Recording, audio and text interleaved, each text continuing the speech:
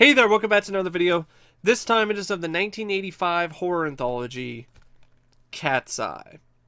Now, this is a film that, upon my first viewing of the movie, I wasn't really that impressed with it. I thought the final sequence was I thought it was pretty lame upon first viewing. Quitters Inc. was my favorite segment. The ledge was decent, but I didn't find it to be that particularly impressive. Overall, I wasn't really that enthusiastic or that impressed with the film. Now, because of that, as the years have gone by, I never really bothered to try to watch the film again. But recently, I had the opportunity to see it in the theater in 35mm at the Hollywood Theater in Portland, Oregon. And it was a double bill with Creepshow and Cat's Eye. And Creepshow was amazing. I mean, it was a dream come true to see that film in 35mm in the theater. And Cat's Eye isn't on Creepshow's level, but there aren't many horror anthologies that are. That being said, I was really pleasantly surprised by Cat's Eye. I thought it was a really entertaining, fun flick, and I honestly would put it in my top 10 of favorite horror anthologies. And I honestly do feel it's a gem. I think it's underrated. I think it's overlooked. I definitely do feel that it deserves better than this essentially bare bones Blu-ray. The transfer is good. The commentary track is kind of there. But that's all you really get is a trailer and a commentary track. This film deserves a lot better than that. Like I mean, this is a film that's prime for a Scream Factory Collector's Edition, or a Arrow video release, or a release from a company like Second Sight. And I hope Warner Brothers actually gives them permission to do it sometime, because this is a movie that deserves a lot better than what it has. Maybe even Vestron Collector Series, because they did Maximum Overdrive recently. But anyway, Cat's Eye is a rather curious anthology. And it's not the type of bad curious, it's the good curious. Because it's very unique in terms of its structure. It's set up from the perspective of this cat that keeps traveling around across country, basically, trying to find Drew Barrymore's character, who is ultimately the one that's being threatened and tormented by this goblin and is in danger. Her life is in danger because this goblin likes to steal breath from little girls, and from, not just little girls, but from, little kids, period. And so this cat is on this journey to try to meet up with this girl and try to save her from a horrible fate. The girl is, I believe it's played by, I think her character is Amanda? Yeah. And so the cat ends up being a part of every segment in the film. So that it isn't a traditional wraparound segment. There really is no wraparound segments for Cat's Eye. Its wraparound is this cat's journey to find Amanda, which ties into the final story of the film. So that's a really unique thing about it. Another unique thing about it is it's pretty self-aware, because it sprinkles in a lot of different homages and cameos of other Stephen King properties. In the opening sequence, the cat runs into Cujo. It almost gets run over by Christine. So, and there's multiple different sequences in the film where the characters are either watching a Stephen King film on TV, or there's a Penthouse magazine that's in a scene that had one of Stephen King's short stories in it. So that's another thing that makes it fairly unique, because it kind of breaks the fourth wall at times, not necessarily when it comes to like looking straight at the camera, but in terms of, winking at the audience and saying that we know you like Stephen King, so here's some Stephen King stuff, even in this universe and this adaptation of a Stephen King uh, series of short stories, we're going to throw in our own nods to King. And I thought that was really clever, and the film does a really good job sprinkling those in throughout the movie. Now, it's directed by Louis Teague, and for me, I will remember him as the guy who directed Navy SEALs, because I grew up watching that movie. But for a lot of people, they remember him as the director of Cujo, and for a film like Cat's Eye. And his direction is, I wouldn't say it's spectacular or amazing, but it's solid. It's a solid directing job. There really aren't any performances in this film that are weak or lame. He gets a good amount out of his actors.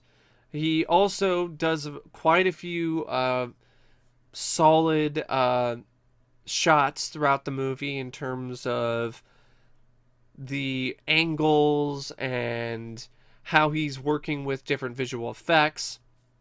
The most impressive looking sequence for me is definitely the general, which is the final sequence. There's a lot of really great POV shots of the goblin running around, and I thought he did a really impressive job working with the oversized props in that particular sequence, because that's how Carlo Rambaldi's really amazing and quite stupendous creation of the goblin is able to be so effective, because it's actually, for the most part, a dwarf, a little person in a suit designed by Carlo Rambaldi, and he's running around this oversized set. It's a very creative way to do something visually that would have cost a lot more to do if they tried to do it with like rotoscoping or any other sort of thing. Now, there was some rotoscoping involved too, because you have Drew Barrymore's character inserted into some of these shots. But overall, it's a job well done, and Rambaldi's design is really effective and quite creepy. I thought the design of the goblin was really well put together by Carlo Rambaldi and company. Now, it's written by Stephen King, based on the short stories Quitters Inc. and The Ledge. The General is an original story that was written for the film. The first two are adaptations of short stories that were featured in Night Shift. The General is something that was just the producers came up with for the movie. It stars Drew Barrymore as multiple different characters throughout the movie. She plays our girl, this girl who's on a TV. I think it's like an advertisement or something. She's communicating to General the cat to ask for help. Then you have Amanda, who is the lead girl that is asking for all this help. And it's not really insinuated, but you could kind of make the argument that she might have the shine because she's able to communicate this way with this cat. And then she also played Alicia Morrison, who was the daughter of James Woods' character. It's a very curious thing. So not only do you have the cat that's essentially serving as the wraparound for this anthology, but you also have Drew Barrymore, who is also serving as another wraparound for it. Speaking of James Woods is in this as Dick Morrison. He's the lead in the Quitters Inc. segment. Candy Clark is also in this as Sally Ann, Amanda's mother. Candy Clark you might recognize from the Blob remake. She was in that. Alan King plays Dr. Vinny Donati, who is he's the villain of Quitters Inc. Mary D'Arcy plays Cindy Morrison. Robert Hayes plays Johnny Norris, who is the lead in the Ledge segment. You have Kenneth McMillan, who plays Kressner, who is the antagonist in that segment. James Naughton is in the film too as Hugh. He's well known for being in things like Planet of the Apes, the TV series. But yeah, he's in this as a character named Hugh. You have James Rebhorn, who you might recognize. He was in Independence Day. He played Albert Nimzicki in that movie. He's the one that had to tell the president that Area 51 was real, and he got fired later in the movie. Charles S. Dutton is also in this in a pretty much a blink and you miss it cameo as Dom. Like, he's not in the film that much. And then you have an actor named Mike Starr who plays a character named Ducky. Now, the three segments are Quitters Inc., The Ledge, and The General. Now, Quitters Inc. used to be my favorite, but after watching it again, it's just tonally wide. When it comes to the tone of the film, it's off. It's got this really silly, weird tone that doesn't really work. I like the concept, the idea of a smoking clinic, a rehab clinic for smokers that's run by a bunch of mobsters. I think that's quite clever. And performance-wise, they all do a admirable job in terms of when it comes to the actors, especially James Woods, who I thought this was just a really great performance by him. Mary D'Arcy, she's fine for what she's asked to do.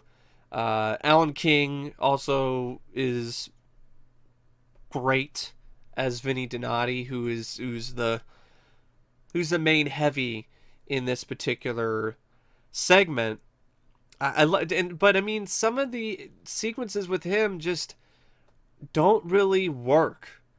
I mean, they just come across as forced or just really strange and off kilter, and I don't know if that's the point, but it doesn't really work. So when, stuff like when all of a sudden he just karate chops the hell out of the cigarettes, it's out of the blue, and it's honestly pretty laughable. Takes you out of the segment for a bit, because all of a sudden he's being serious, and then he's all like, yeah, ah! You're like, whoa, I mean, is this a comedy? And then you have the sequence, which is a dream sequence, a hallucination sequence, with James Woods at the party, and you have a cover of Every Breath You Take by The Police playing in the background. And you see Donati in a silver tracksuit, blowing smoke in people's faces. You got people dressed up as giant cigarettes. It's not the good kind of surreal. It's the kind of surreal that looks cheap and silly. And there are a couple moments where it kind of works, where like James Rebhorn's face gets all big and huge, and he's blowing giant puffs of smoke at James Woods.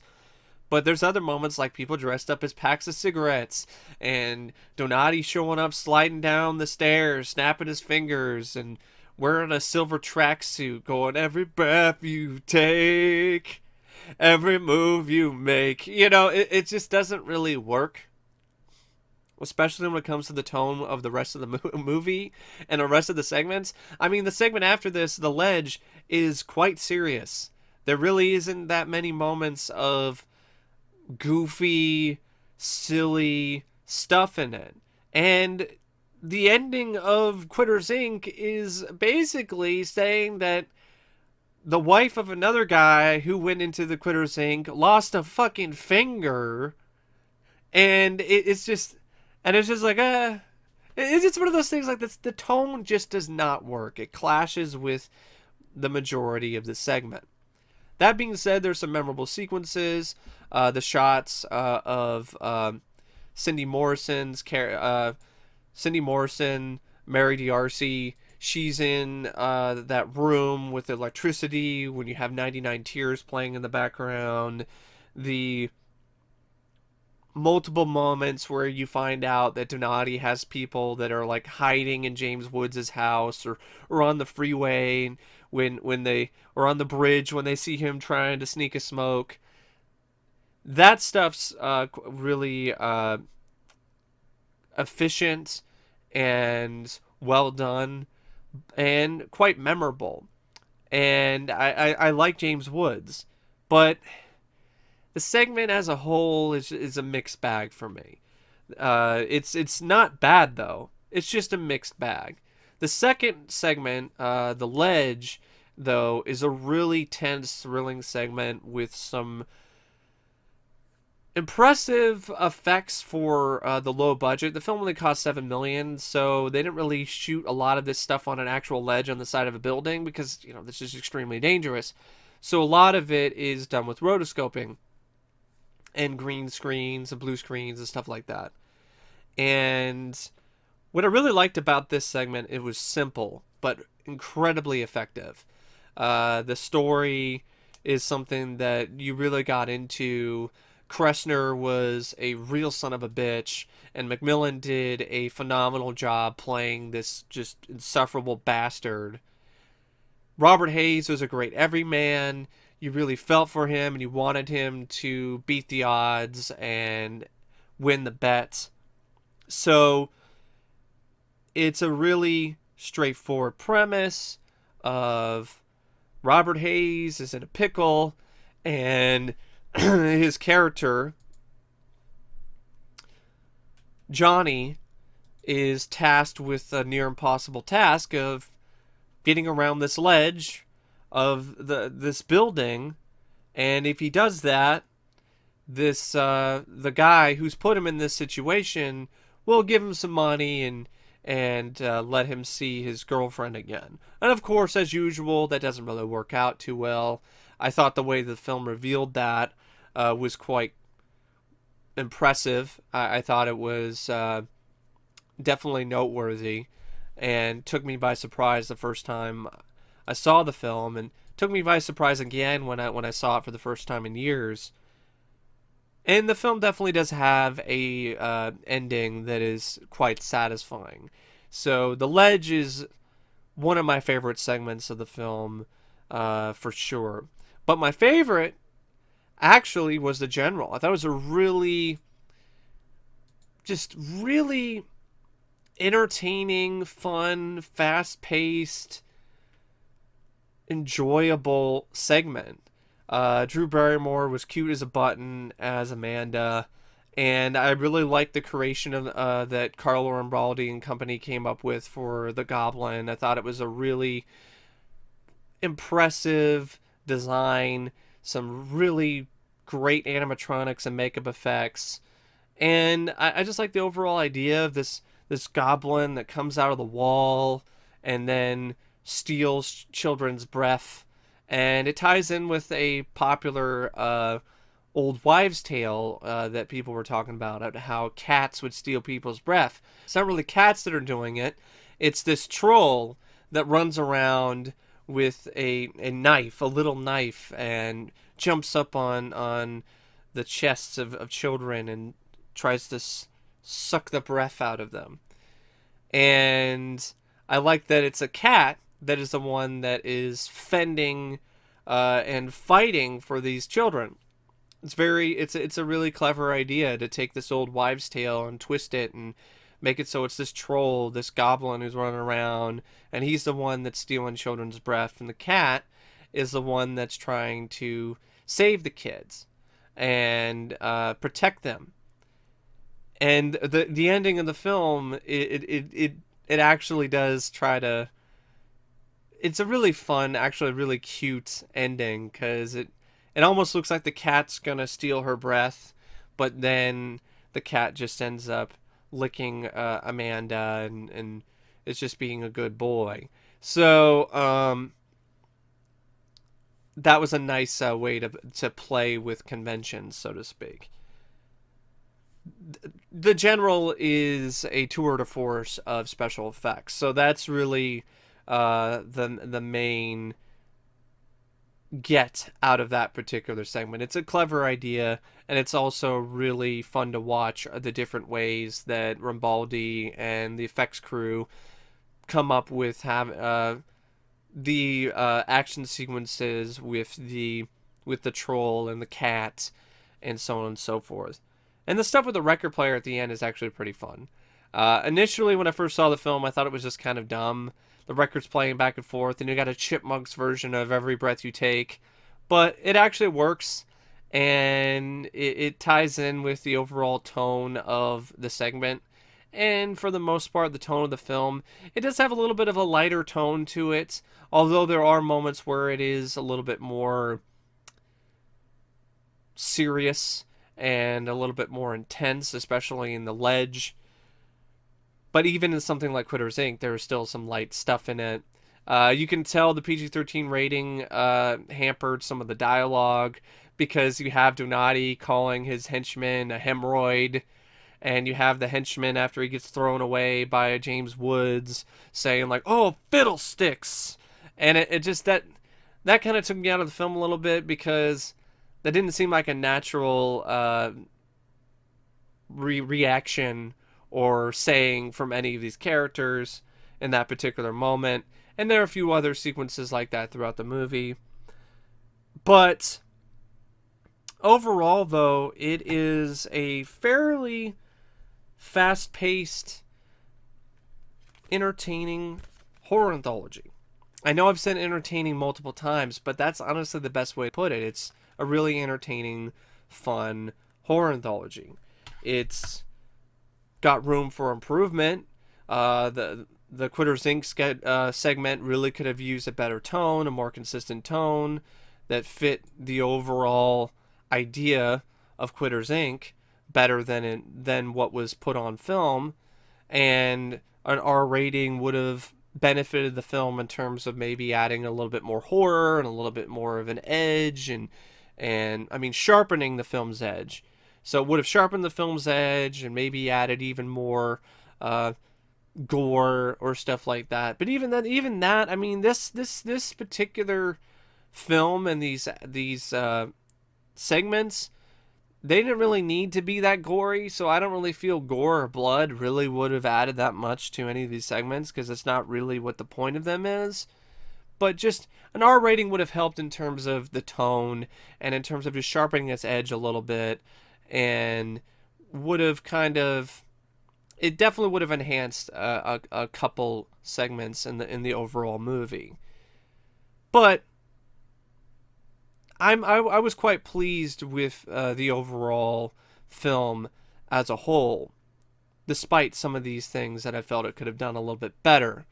The score by Alan Silvestri is a real standout. I thought it was quite spectacular at times, really added a lot of energy and life to multiple different sequences throughout the film.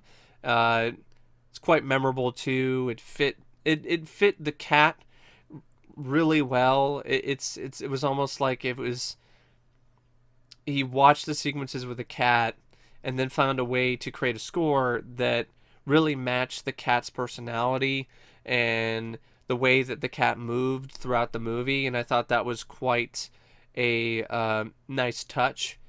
The cinematography by Jack Cardiff, it's there. There's nothing in terms of cinematography that's particularly spectacular or excellent, but it's a solid job in terms of cinematography. I can say the same about the editing by Scott Conrad. Like I said earlier, it's fast paced. It goes by. It's not really boring. It's not a film that meanders around too much. Even though there are some segments that could be better. Overall, they're all really solid. So it's not one of those horror anthologies where you have one bad segment that kind of hurts the rest of the movie. 94 minutes, and that's with the end credits. If you take out the end credits, it's even shorter than that.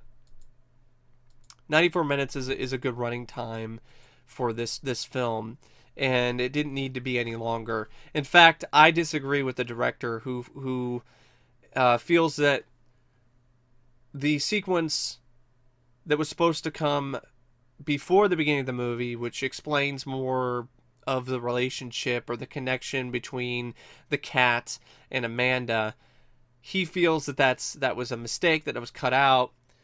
I disagree with Louis Teague. I think that if that was in the film, it would have been weird and it would have hurt the film's pacing.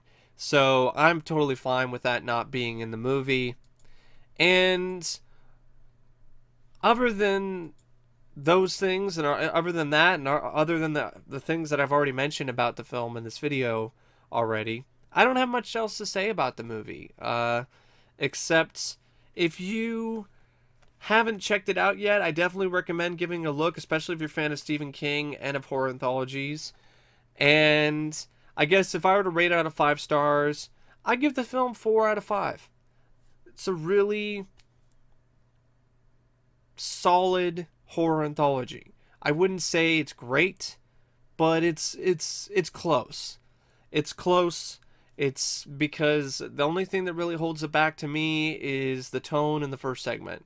I felt the tone could have been more consistent, and because it wasn't, that segment just didn't quite work for me.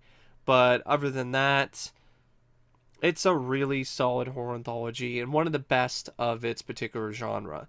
But anyway, thanks for watching my review, and as always, I will see you later. See ya.